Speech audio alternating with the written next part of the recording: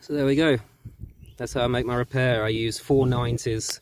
So anything up to 1.5 or 1.25, and you're using Christies blue glue, so this one, give it 30 minutes to dry and you're going to have no problems.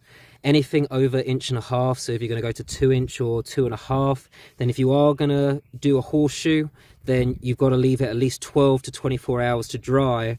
But I would honestly say if you're messing with anything that's above 1.5 pipe, I wouldn't hard pipe it anymore. Instead, I would look at a mechanical fitting such as a bolt dresser. But most residential, you're going to be dealing with anything from 1 inch mainline all the way up to 1.25 or 1.5. But as you saw in that video, it's just 490s, and I could have done 490s on this 1/2 inch as well, but I wanted to make it nice and straight. So I just did a slip fix.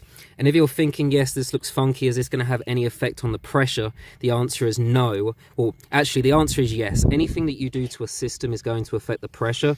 But these 490s added up, you're looking at less than 0.01 psi loss, so negligible. So the psi loss through these 490s is almost identical to the psi loss going through this slip fix. So although it might look funky to the eye, this is a perfectly acceptable repair, which I use pretty often, especially if you're looking at pipe where it's not lined up properly. A slip fix isn't going to work unless you dig a really big hole, whereas 490s, you don't really need very much space to work with and you can get the repair done.